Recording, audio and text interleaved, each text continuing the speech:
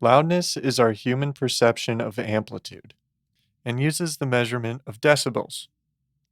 Without diving too deeply into the math, let's just stick to an understanding that decibels are a ratio of the smallest perceptible sound to all other sounds. For example, the siren of an ambulance at 120 decibels, or 20 trillion micropascals, is 1 trillion times more pressure than a drop of a pin at 0 decibels, or 20 micropascals. This is because sound pressure is logarithmic. An easier way to remember this is that every increase in 10 decibels SPL is multiplying that sound by 10 times the pressure. Since 0 decibels to 120 decibels is 10 multiplied by 10, 12 times, this is 1 trillion times the pressure. This range from 0 decibels SPL to 120 decibels SPL is the human dynamic range of hearing, or our smallest perceptible level, the threshold of audibility, to the level at which sound becomes uncomfortable. Interestingly enough, this dynamic range can actually be reduced as people are exposed to loud noise and through other means of hearing loss. This is just another reason why earplugs and safe listening levels are so important. Here's a quick graph for safe listening levels over time, as presented by NIOSH. An important concept in both music production and audiology is that we do not hear all frequencies the same.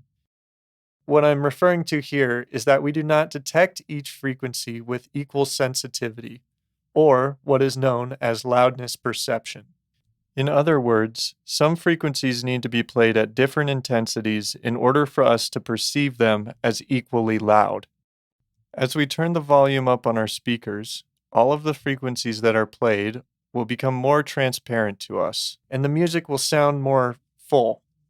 This is where the term louder is better comes from. Try this exercise at home. Go ahead and turn the volume down to be just low enough to hear on whatever device you're listening to. Take a moment to pause the video here if you'd like to try this with a song on any device. What frequencies do you mostly hear? If you had to categorize them, would they be bright-sounding high frequencies, dark lower frequencies, some of each? If you focus on the sound, you will notice that what you are mostly hearing is middle to high frequency content. Our ears are better tuned to middle and high frequencies at lower volumes, when compared to lower frequencies or very high frequencies. The Fletcher-Munson Curve is a useful tool for understanding this concept, whether you are fitting a person with hearing amplification or trying to mix your frequencies within a musical composition. The equal loudness contour shows how loud different frequencies must be played to be perceived as equally loud to one another. When comparing loudness of frequencies, we use 1000 Hz as a reference. To read this graph, we examine what intensity of a given frequency is equal to the intensity of 1000 Hz on the same curve. Using the very bottom curve of this graph, we can see our threshold of audibility. This shows us the lowest intensities that frequencies must be played in order for us to be able to hear them.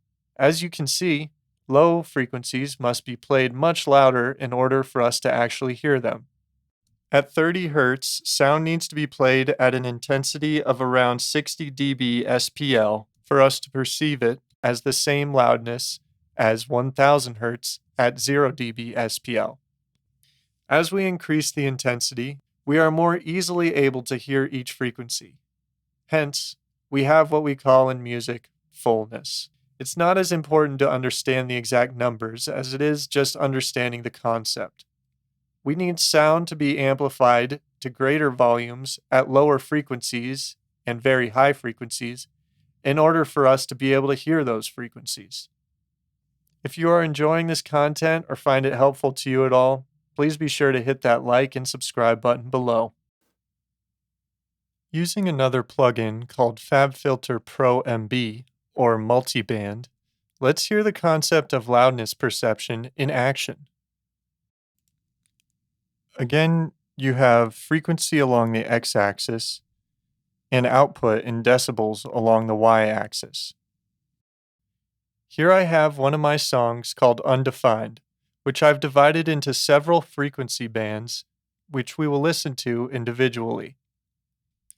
Make sure to pay specific attention to the loudness of each band.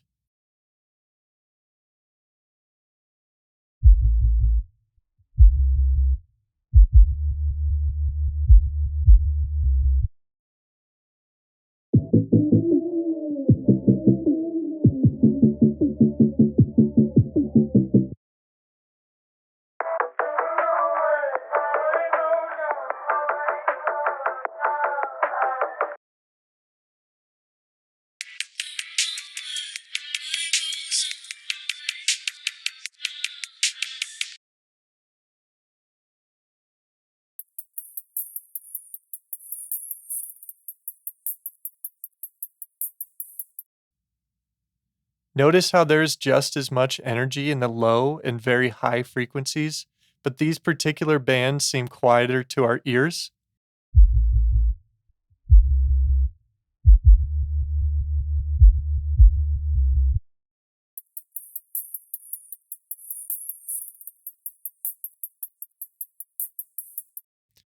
This is the Fletcher-Munson curve at work.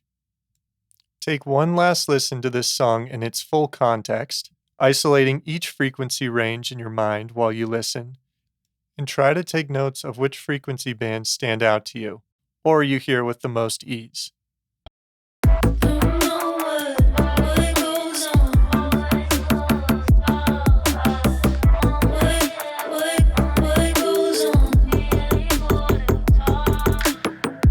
Depending on what type of device you are listening on and how loud your volume is turned up, we will each be hearing this a bit differently.